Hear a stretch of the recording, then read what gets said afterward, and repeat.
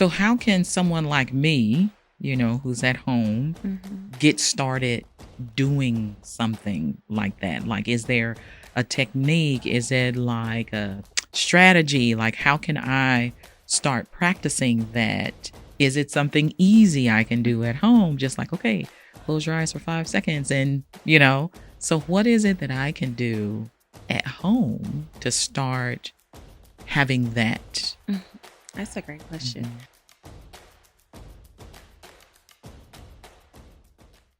There are so many techniques, so many breathing techniques, because you're learning to breathe on purpose, with purpose, right? Yes. And it is absolutely amazing. And so, in someone like you, if you're at home, you're like, I just want to learn, you sit there, you create the space that feels good for you. If it's letting a window up, if it is lighting the candles or whatever, doing your diffuser, your essential oils, anything like that, you set the environment up for you to be in a state of rest, of release, of rejuvenation, of being present. And knowing that I'm going to have this open mind to do what I need to do within myself, right? Make it personal. Make it so personal, because it is, right? This is it's an experience for you to let go. It's also an experience for you to take in new things, wisdom, learning tools. It's just a beautiful experience for you to sit with and say, I'm open to doing this.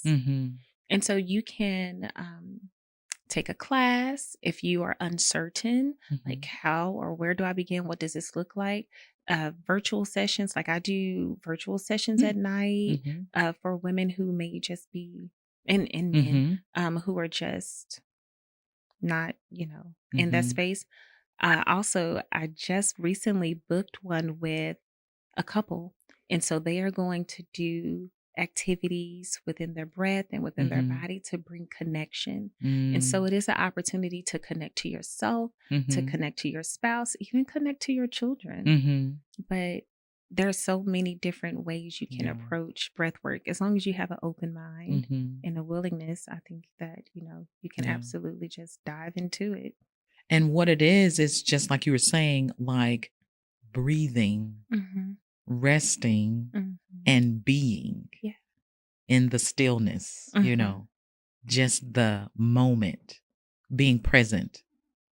Absolutely. And that's something like even breathing, like, oh, okay. Like, oh, you don't think it's a huge deal, it really but is. It is when when you are doing it in that kind of relaxed setting where it's like, okay, I'm breathing to experience me being, not doing anything, just being, That's where we miss a lot of. And we're having to reframe our thinking of how can I just be? Again, it's not just one way. There are multiple ways. Yeah. But it's learning to tap into it to see, what does that look like for my life?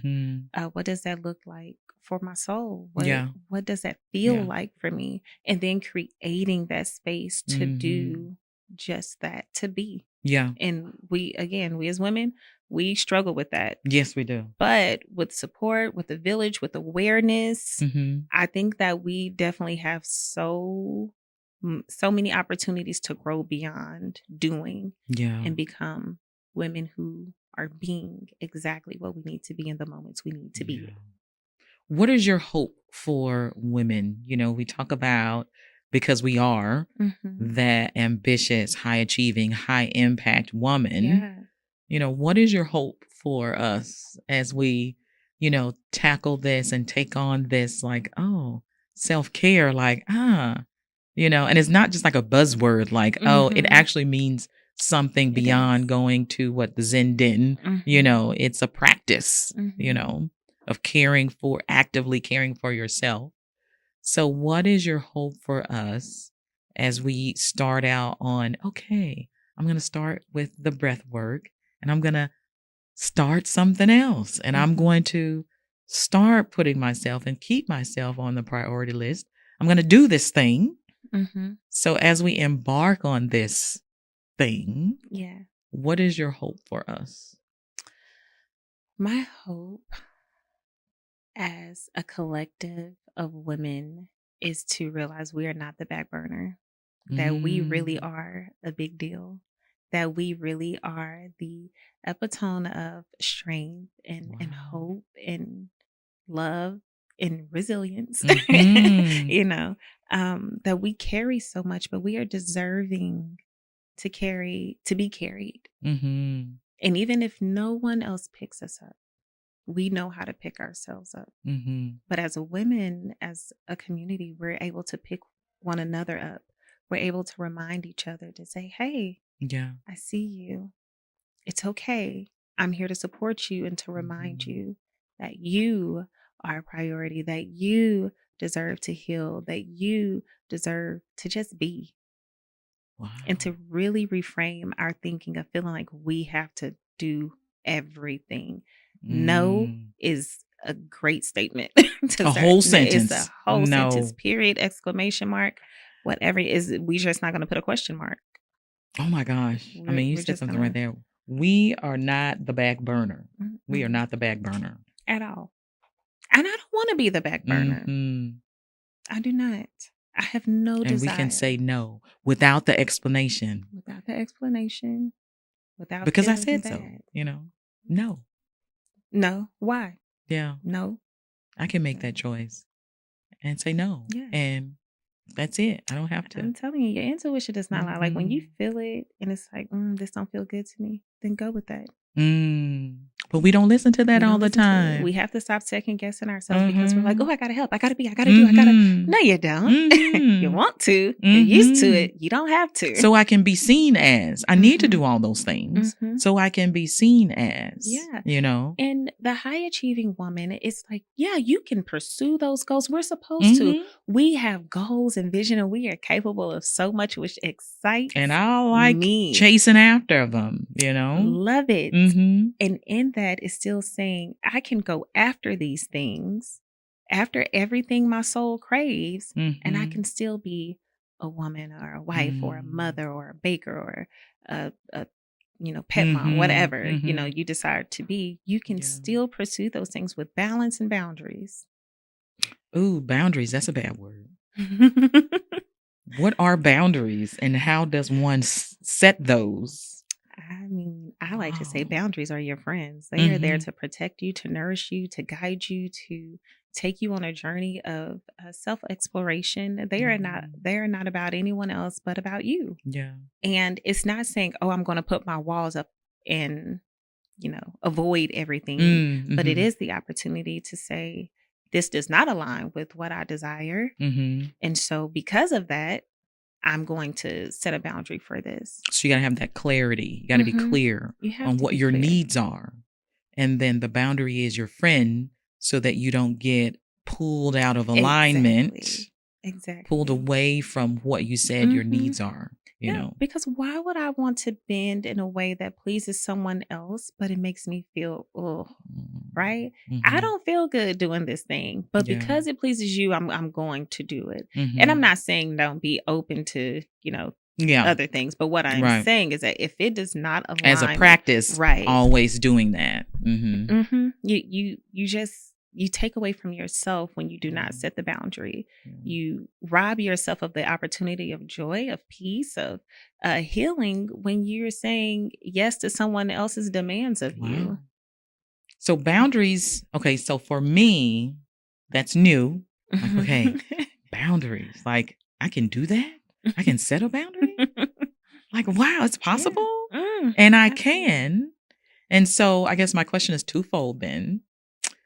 For me, setting boundaries, the boundaries don't have to be mega huge or complex or anything like. So a boundary could be as small as or as big as, and then fill in those blanks. And then what is the language? What can I say when I'm, when I set a boundary? I want to do this. Okay, how do I communicate that where it's not offensive to others or off-putting to others? And then, part of me is kind of like, at this point, I don't even care what they say because I need it, But you still want to be, thoughtful of those around you.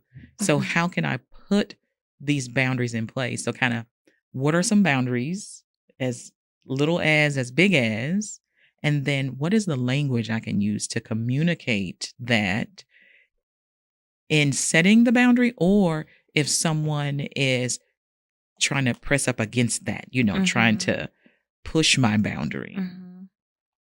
Well, I always like to say that in everything that we do say, that to say it with love. Love for ourselves, love for others. Hey, I'm just trying to protect myself, but I'm also trying to protect you. I know, right? So your boundary can be as small as, oh, no, mommy doesn't want to play right now. Right? Or I'm going to go rest and I need you guys to go play for 30 minutes. You do not touch my door or any of that, right? It's small little things. It could be something small or, no, I don't want to go there today, but thank you for inviting me.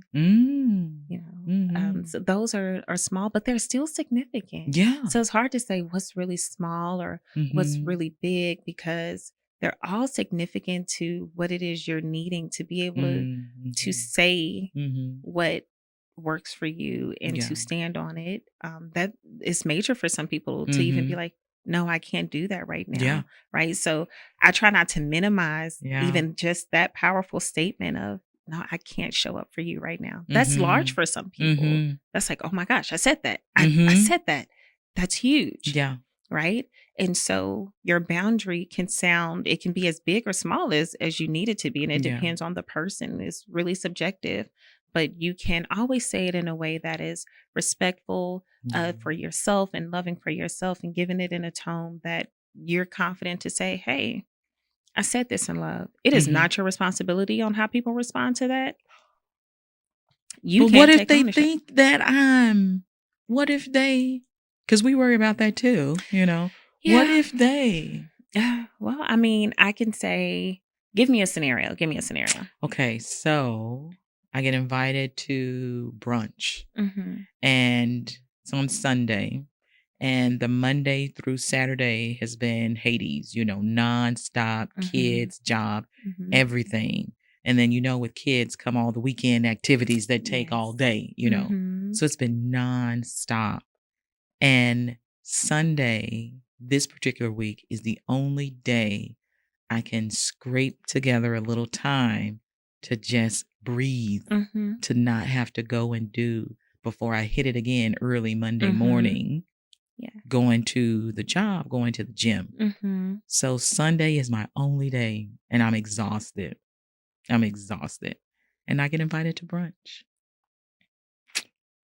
But I don't really feel like going because I'm exhausted. What do? I don't want to. I don't want to go. I don't want to go. I don't want to hurt their feelings. I don't want to hurt their feelings. And I don't want to go. But then we have to remember, who are our boundaries for? For me. They're for you. Right? And so everything that you think about is like, okay, this is me putting myself as a priority and saying what I need. Hey, thank you for the invite, but unfortunately I will not be able to make it to brunch today. I do look forward to planning something in the future. Right? You may say, oh, thank you so much. I am taking this time to simply rest today, and I'm excited about that. But I would love to plan something later. You don't have to justify anything. You can say, no, thank you, but thanks. Yeah, yeah. Even that is something simple. Yeah. I like that. I like it something that's, even with, kids. Okay, I need y'all to go do this for 30 minutes while I. Yeah. Yeah. This is for you. Or the brunch thing, or even something else. It's the power of saying no, the power of saying yes to you. And I think we have to come back to that. Like, we are women with needs, and we have to say yes to ourselves every chance that we get. Not saying that we are neglecting the world. All those things are going to get taken care of. And that's the thing there. Saying yes to you doesn't mean now you're neglecting everybody and everything else. Right. It does not mean and that at we all. internalize that. If I say yes to me, then I'm dropping the ball over here. I'm neglecting all of these things. And since I can't do those things, I'm not doing all those things, I'm neglecting all of those things, then internal dialogue, I'm going to be looked at, seen as less than, when I want to be more than. that internal dialogue, man, can really do some false. stuff. It is false because people are used to you showing up. They're used to you showing up a certain way because that is what you have always done, right? Yeah. Like you've always been here to tie a shoe, to fix dinner, to do whatever. But it's okay to give that task to someone else. It's okay to say you can go find some food in the fridge on your own. It's okay to teach people how to be independent without you. I can take off the cape. You can take it off because you weren't supposed to pick it up in the first place. Wow. You weren't supposed to pick that up, right? That is something that we cultivated over time. Like, oh, I have to carry this. Who told you that? It was something that was practiced that continues to be passed down. But we are in this space of learning that, no, I don't have to carry this load. I don't have to wear this cape. I don't have to say yes to every demand requirement. If it is not on fire, I don't have to be there. And if it is, am I going to be able to put the fire out? Wow. I don't need to show up in spaces that I really can't control. And so we are learning to, what can I do in this space? Yeah. What can I control here? If it is out of my control, I cannot stress it. If it is in my control, I can be available if possible. I can speak my boundaries. I can show up in the best way that I can, or I cannot show up at all. Like there's so many variables, but it's like I'm not obligated to be there. I actually have choice. I have choice. Wow. I have choice here. Wow. And that's when you hear that, you internalize that and understand that and believe that and realize that, like, yeah, I have choice. And then you practice that. It's like you're activated, you know. I'm dating myself when I say Wonder Twins, activate, you know. But it's like, I have choice. And then when I use my choice, I'm like, oh, okay. Yeah. I am in charge of me. I can say yes to me. Like, I can say yes to me. You even mentioned going to brunch. There have been times where I've been invited to things, but I've also made plans with myself. One of my favorite things to do as a woman is to date myself. I like that. Right? Dating yourself. Dating myself.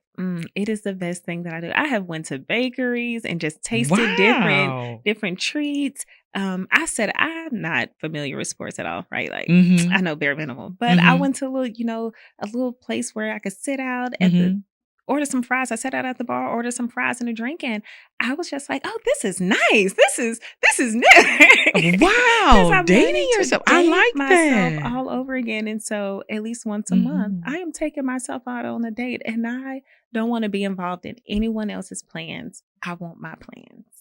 I want me. I want some me time. I like that. And it's so nice. You're like, ooh, me time. It's some me time. I'm doing what I want to do.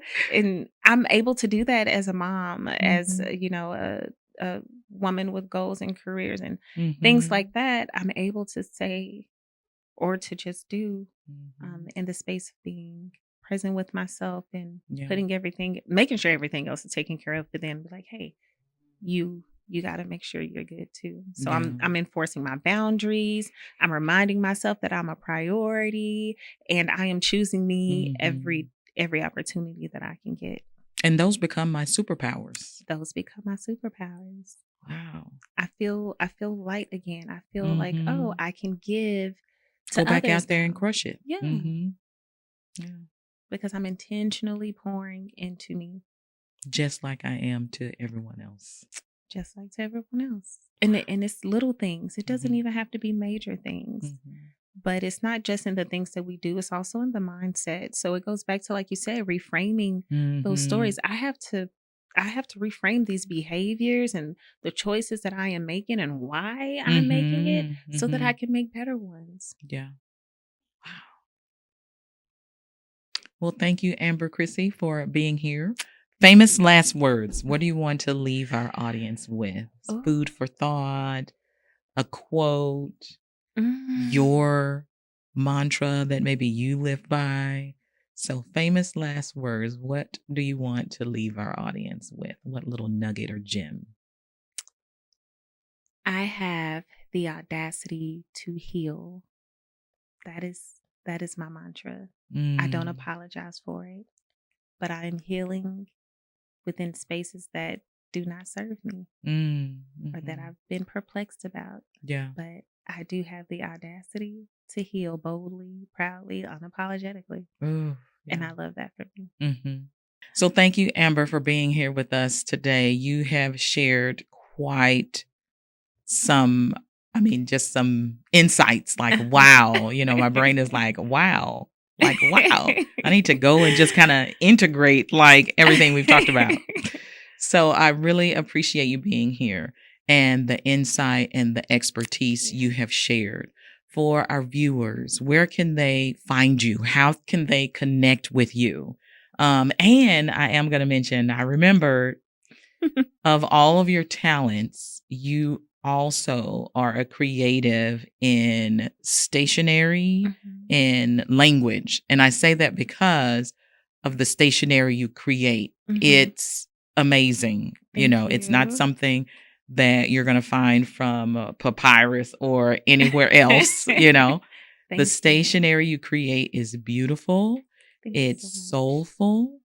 It's beautiful.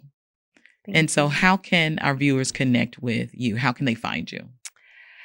All right. I love to connect. And so you can find me at I am Amber Chrissy on IG. You can also follow me for my Sacred Elegance stationery line at Sacred Elegance Designs on IG as well. Thank you. Well, we're so glad you joined us for our inaugural, did I say that right? Inaugural episode of Macaron High, the podcast. We hope you'll join us for our next one, and we'll be seeing you soon.